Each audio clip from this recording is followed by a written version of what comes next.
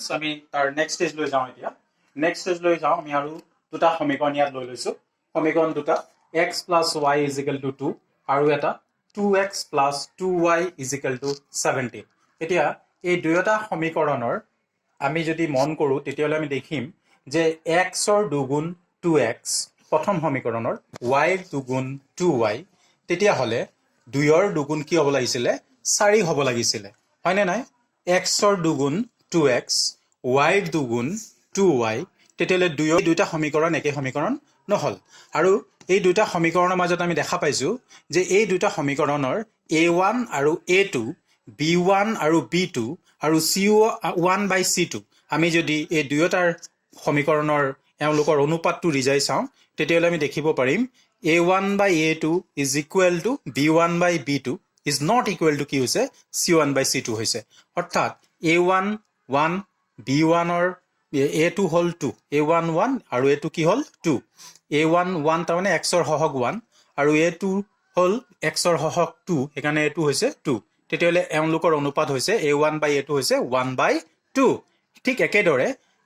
প্ৰথম সমীকৰণটোত y ৰ হহগ আছে 1 আৰু দ্বিতীয় সমীকৰণত y ৰ হহগ আছে 2 অৰ্থাৎ b1 প্ৰথম সমীকৰণত y ৰ হহগটো হৈছে b1 হল 1 আৰু b2 হল 2 তেতিয়া b1 by b2 আমি কি পাইছো 1 by 2 অৰ্থাৎ a1 by a2 আৰু b1 by b2 ইকুৱেল পাইছো সমান পাইছো কিন্তু c1 by c2 আমি কি পোৱা নাই সমান পোৱা নাই আমি কি পালো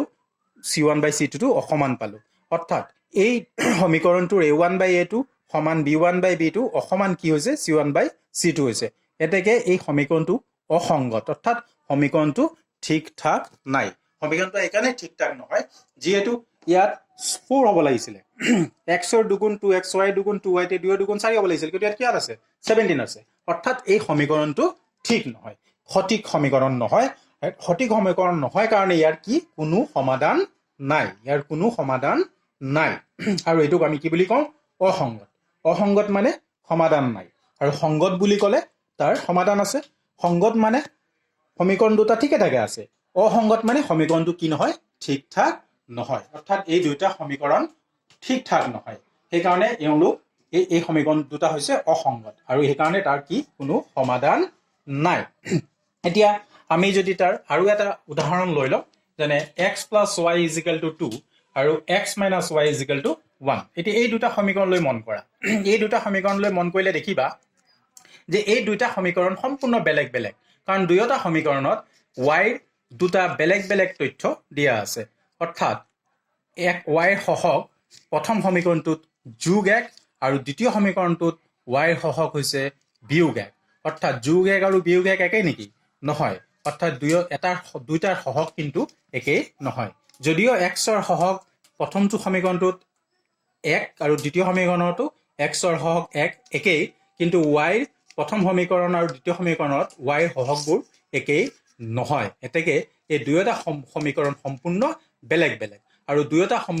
সমীকৰণ সম্পূৰ্ণ বেলেগ বেলেগ হলে আমি আগত পাইছিলো যে দুটা সমীকৰণ দুটা অজ্ঞাত ৰাখি তাৰমানে দুটা চলক আৰু দুটা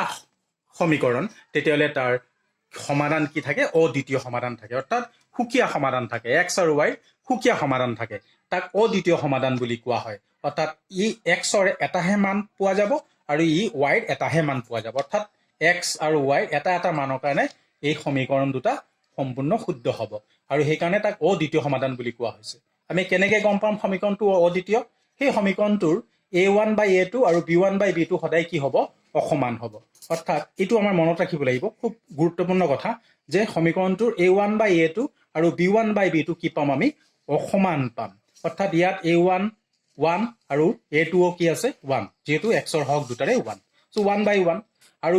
b1 by b2 চোৱা b1 টো আছে 1 x ৰ হক যোগ 1 আৰু b2 আছে বিয়োগ 1 যেহেতু বিয়োগ আছে আগত চিনটো সেইকাৰণে b2 হল বিয়োগ 1 তেতিয়াহ'লে 1 by -1 তো 1 by 1 আৰু 1 by -1 দুটা সমান নহল সেইকাৰণে a1 by a2 আৰু b1 by b2 কি হল অসমান হল মনত থবা সদায় যে a1 by a2 আৰু b1 by b2 অসমান হোৱা মানে সমীকৰণ দুটা সম্পূৰ্ণ বেলেগ বেলেগ আৰু সেই সমীকৰণ দুটাৰ অদ্বিতীয় সমাধান আছে আৰু আমি গোটেই চ্যাপ্টাৰটোত এইটোৱে বেছি গুৰুত্বপূৰ্ণ ইয়াৰে বেছি কাম আমাৰ থাকিব আৰু এইটোৱে আমি বেছি পাম সেইকাৰণে এইটো খুব ভালকে মনত ৰাখিবা a1 by a2 আৰু b1 by b2 অসমান হ'ব আৰু ই অদ্বিতীয় সমাধান হ'ব অৰ্থাৎ এক্স আৰু ৱাই সুকীয়া মানৰ বাবে সি শুদ্ধ। এক্সৰ এটাহে